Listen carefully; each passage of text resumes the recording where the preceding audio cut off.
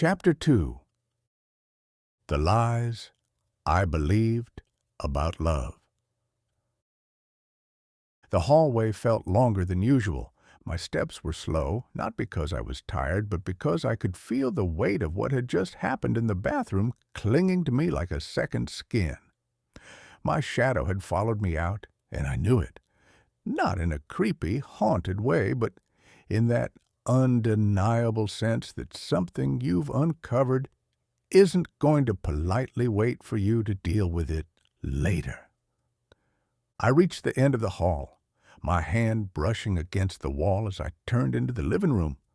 The light was dim, afternoon sun spilling through half-closed blinds, carving slanted stripes across the floor. I sank into the couch, leaning forward, elbows on my knees, head hanging low. For a few minutes, I just sat there in the quiet, breathing, feeling. But the thing about meeting your shadow is this. Once you've looked it in the eye, it starts pointing things out. And mine knew exactly where to go next. It started with a face. Her face, not the way she looked when we first met. Hair curled perfectly, eyes catching light in a way that made you forget where you were, but the way she looked the first time she left. No makeup, no smile, just a tight nod as she stepped back through the door, her eyes avoiding mine like they'd been trained to. And there it was, the first truth my shadow wanted me to admit.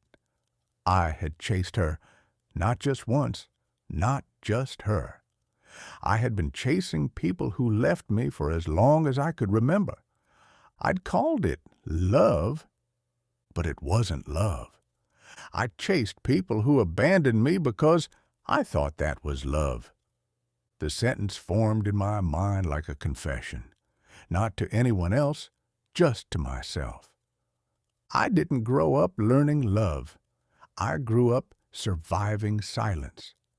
In the homes I knew, I love you either never came at all, or it came wrapped in a tone that sounded more like obligation than affection. Warmth had conditions. Safety had expiration dates. Love meant following unspoken rules, suppressing your feelings, and hoping someone noticed when you disappeared into yourself. So I built my own definition. Love, to me, became a performance. Something to earn. Something I had to chase, prove myself for, bleed for, and compromise everything to keep. I believed that if I could just be enough, they would stay. If I fixed myself, they would love me properly. If I tolerated more, held in more, sacrificed more, they'd finally see me, appreciate me, choose me. They didn't, because real love doesn't work that way. The blinds rattled slightly as a breeze slipped through the gap in the window. I glanced at the shifting shadows on the floor and thought about how most of my relationships weren't built on love. They were built on repetition, familiarity. The same emotional chaos I experienced as a child found new actors and new scenes. But the same painful script kept playing. I thought it was love when someone made me feel anxious, because that's how I felt growing up. I thought it was love when someone withdrew emotionally, because that's what I'd always known. I thought love meant earning someone's affection, not receiving it freely. It wasn't love, it was trauma, wearing a disguise. My mind drifted to the first time I really understood this, not years later in therapy, but sitting alone on the floor of my bedroom after yet another breakup, surrounded by pieces of myself I didn't know how to put back together. The silence that night felt familiar, like an old friend I didn't like, but kept around because I didn't know how to live without it. And I realized something that made my stomach drop. Trauma doesn't just make you afraid of what hurt you. Sometimes it makes you chase it. She wasn't the first, but she was the one I remember most clearly. Her name doesn't matter. She was beautiful in a way that felt dangerous, not magazine perfect, but magnetic. There was something in her eyes that pulled you in, like they held a secret you'd spend years trying to solve. Her laugh was rare, but when it came, it filled the room. Her softness felt like home. Her distance felt like abandonment. She had both, and she knew how to use them. The first time she pulled away, I panicked. I texted. I called. I replayed every word I'd said, every look I'd given, trying to figure out what I had done wrong. The first time she came back, I told myself it was because she loved me. It wasn't. It was because she could. Every push and pull hooked me deeper. Every silence made me want to break it with proof of my devotion. Every return felt like salvation, even though it was just the same cycle resetting. My worth became tied to her presence. When she left, I called it forgiveness when I took her back. But it wasn't. It was relapse. I wasn't forgiving her. I was avoiding my own loneliness. I didn't want her as much as I didn't want to be left behind. And deep down, I believed that if I could fix her, if I could love her hard enough, I'd prove that I was worthy of being loved in return. That maybe, just maybe, it would fix the part of me that still felt broken. The wind outside caught the blinds again, snapping me back to the present. The shadow in me was quiet now, but I could still feel its weight. I used to call myself loyal. But really, I was just terrified of being alone. I told myself I was in love, but I was addicted to the chaos. I romanticized dysfunction. I called red flags fate. I made pain feel noble. I mistook suffering for soulmateship. I thought struggle meant depth, and that ease meant fakeness. Nobody had ever told me that love doesn't have to hurt. No one said that real love doesn't disappear when you set boundaries. That real love doesn't confuse your nervous system. That love isn't about staying where your peace dies. That love doesn't require you to betray yourself in order to stay chosen.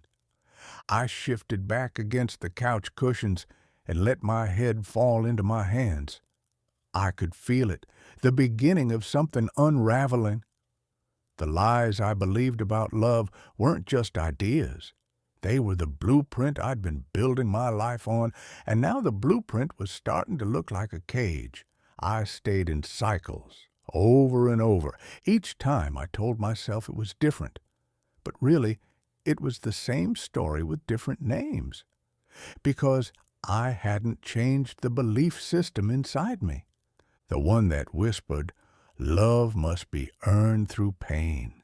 The one that told me I wasn't worthy of healthy love unless I proved myself through suffering. The one that still defined love through the lens of neglect. The shadow had been right to bring me here. Meeting it in the bathroom was the start. But this was the work. Untangling the knots I'd tied in my own heart, one lie at a time. And I had no idea how much it would cost me. The first real fight we had wasn't about anything big. That's how it always started, not with a betrayal, not with some irreversible mistake, but with something so small you'd feel stupid admitting it out loud. It was about where we'd meet for dinner, that's all. I had suggested a place we both liked, somewhere we'd been before. She suggested somewhere else. I said I'd rather stick to the first place, and her tone shifted instantly. Not raised, not sharp, just colder. She went quiet, eyes narrowing ever so slightly. In that silence, my body went on high alert. My heart rate quickened. My shoulders tensed, my stomach turned, and without thinking, I switched my answer. Actually, yeah, your place sounds good. She smiled like nothing had happened. That's how it always was. Boundaries didn't get pushed here, they got erased before they were even drawn. I didn't call it fear back then. I told myself I was being flexible, easygoing, low maintenance. But the truth was simpler and uglier. I was afraid that if I pushed back, she'd leave. It wasn't really about her. It was about all the times I'd been made to feel that love was conditional, that it could be withdrawn the moment I wasn't exactly what someone wanted me to be. When I was a kid, I became an expert in reading the emotional temperature of a room.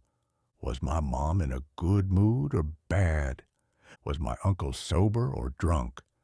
Was it a night to ask for something or a night to keep quiet? I didn't realize it at the time, but I was learning the skill of preemptive adaptation. Change yourself before they have to ask. Adjust your tone before it's criticized. Agree before there's an argument. The cost? You lose track of who you actually are. With her, I did the same thing. I read the weather in her expressions, in the way she moved around the kitchen, in how fast or slow she replied to my texts. I learned to fix the temperature before it dropped too far. I thought that was love, keeping the peace. But really, it was fear dressed up as devotion. One night, months into our relationship, she didn't answer my texts for hours. I knew she was out with friends. I told myself it was fine, but the silence felt like a slow drip in my chest. When she finally texted back, it was one word: home. I wanted to ask how her night was. I wanted to ask why she hadn't replied sooner. But I didn't. I just sent, "Glad you're safe," and left it at that. It was safer to be agreeable than to risk being abandoned. This was the pattern. She'd pull away, I'd chase. She'd come back. I'd feel relieved, like a drowning man breaking the surface. Then slowly, the anxiety would creep back in. It always did. I confused that anxiety with passion, that constant uncertainty with real connection. Calm felt suspicious. Peace felt unnatural. I didn't realize it then, but my nervous system had been trained in chaos. Stillness didn't feel safe. It felt foreign. There was a night I thought I might finally end it. We were at her place, sitting on the couch. The TV was on, but muted. She was scrolling on her phone, and I was staring at a spot on the wall, my hands balled into fists in my lap. I don't even remember what we'd been arguing about. Maybe plans for the weekend, maybe something I said that she twisted into something else. What I do remember is the way my chest ached. I thought, I can't keep doing this. I thought, this isn't love. But then she put her phone down, curled up next to me, and laid her head on my shoulder. And just like that, I was hooked again. All it took was a little warmth, a small taste of the affection I'd been starving for, and every thought about leaving dissolved. That's how trauma works. It doesn't just hurt you. It teaches you to mistake the absence of pain for love. In my childhood home, absence wasn't a one-time event. It was the default. People could be in the same room and still be miles away. Conversations were short, functional, or not at all. I learned early that sometimes love didn't mean presence. It meant endurance, sticking around physically but checking out emotionally. So when she did it, it didn't register as wrong. It registered as normal. The relationship dragged on for years longer than it should have. I told myself I was loyal. Friends told me I was patient. But the truth was, I was addicted. Addicted to the hope that one day she'd wake up, see me, and stay for good. But hope like that is a slow poison. It doesn't kill you quickly. It drains you drop by drop until one day you don't even notice you've gone empty. Looking back now, I see the pattern so clearly it's almost embarrassing. The same way a gambler keeps feeding coins into a slot machine, I kept feeding her my time, my energy, my forgiveness, waiting for the jackpot moment when she'd finally love me the way I wanted to be loved. But that moment never came. When it finally ended, it wasn't a big fight. It wasn't a betrayal. It was just nothing. She stopped calling. I stopped trying. One day turned into a week into a month, and then she was gone. I'd like to say I was devastated, but the truth is I was numb. I had been grieving the relationship while still in it for years. The ending was just a formality. What hurt wasn't losing her. What hurt was facing the truth that I had built my life around chasing someone who never planned to stay. That's when the shadow's voice cut through, even though I didn't recognize it as such at the time. This isn't about her, and it was right. The girl was a chapter, not the whole book. The real story, the one I'd been avoiding, was about me, about the part of me that had decided long ago that love had to be earned through pain. And until I faced that, it wouldn't matter who I was with. The story would end the same way.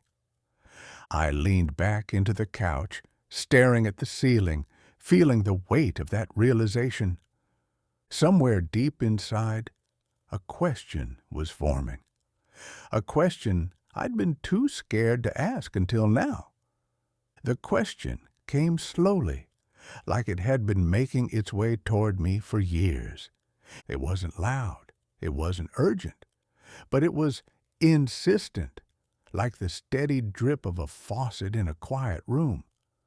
What if the problem isn't who you're choosing? I blinked. The words settled in my chest like a weight. If it wasn't about who I was choosing, then it had to be about why I was choosing them, and I already knew the answer, even if I didn't want to say it out loud, because they felt familiar. I don't remember the first time I felt unloved, but I remember the first time I felt invisible. It was a Tuesday evening, and I was about 8 years old. The TV was on in the living room, some sitcom laugh track filling the space. My mother was in the kitchen, clanging pots and pans louder than necessary. My older siblings were doing their own thing. I had drawn a picture that day at school. It wasn't anything special, just a crayon version of our family standing outside in the sun. But I had worked hard on it. I wanted to show it to someone. I stood in the doorway holding it in my hands, waiting for someone to notice me. Nobody did. After a minute, I set it down on the counter and walked away. Later, I found it in the trash. That's the thing about neglect. It doesn't always scream. Sometimes it whispers so softly you almost convince yourself you imagined it. But the message sticks. You're not worth seeing. And so you grow up finding ways to be seen. And if you're not careful, you'll accept any kind of attention, even the kind that hurts. When I think about the relationships I've been in, I can see the 8-year-old in all of them. Every time I went quiet to keep the peace, every time I stayed when I should have left, every time I begged for scraps and called it love, it was all him, the boy who wanted someone to look up from what they were doing and see him standing there, holding something he made, saying without words, "Here I am. Am I enough?" There's a small mirror hanging on the wall across from the couch. I've walked past it 1,000 times without really looking, but that afternoon I saw my reflection in it. Hunched forward, eyes tired, shoulders heavy. It hit me how little had changed since that 8-year-old stood in the kitchen doorway. Different room, different body. Same question. Am I enough? Only now I wasn't holding a crayon drawing. I was holding my worth out to people who didn't know how to keep it. At 15, I had my first serious girlfriend. We'd sit on the phone for hours, even if we weren't talking. She'd tell me she loved me one night and ignore me the next day at school. The push and pull was intoxicating. When she was close, I felt high. When she was distant, I'd do whatever it took to pull her back, write notes, skip lunch to meet her, agree to things I didn't want to do. It was my first taste of the cycle I would repeat for years. Closeness, withdrawal, chase, return, relief, repeat. I didn't see it as unhealthy. I saw it as proof that what we had was real. After all, if it didn't hurt sometimes, was it even love? By the time I was in my 20s, the pattern was second nature.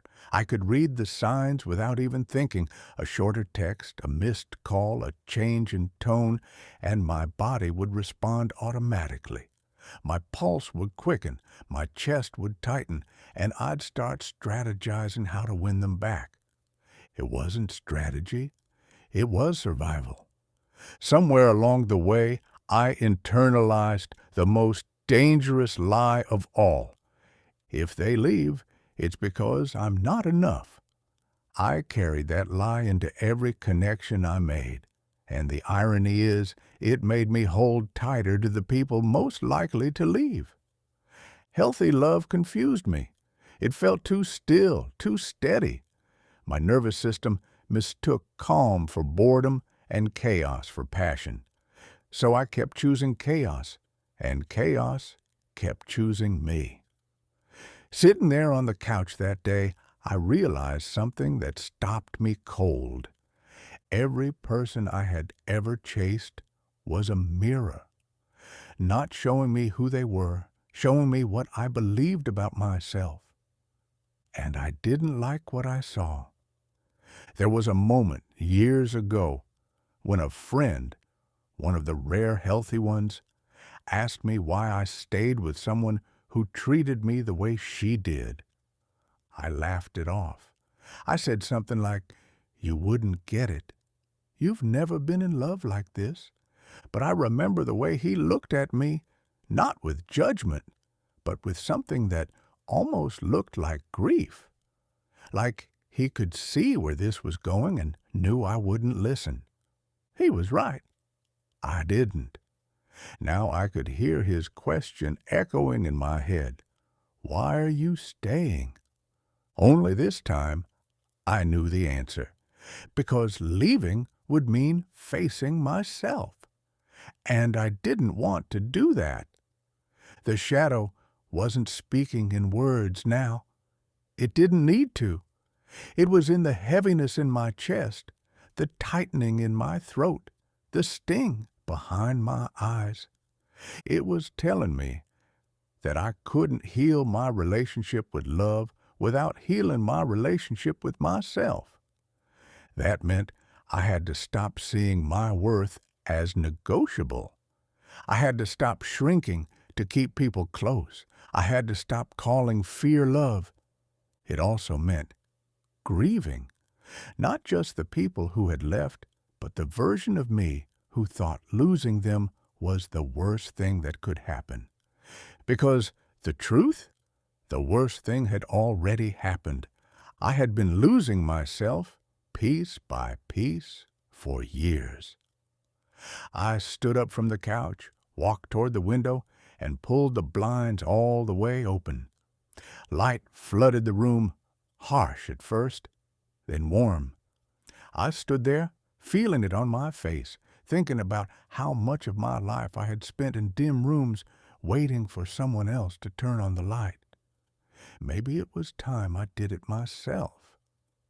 The thought scared me. It also felt like relief. I didn't have all the answers. I didn't know what healing from this would look like. But I knew one thing. The old map, the one built on abandonment, on performing for love, on proving my worth, had gotten me nowhere but lost. It was time to draw a new one. And just as I thought that, the shadow stirred again. It wasn't done. It had more to show me about the past, about the people I'd lost, about the person I had been avoiding becoming. And I knew exactly where it was about to take me next.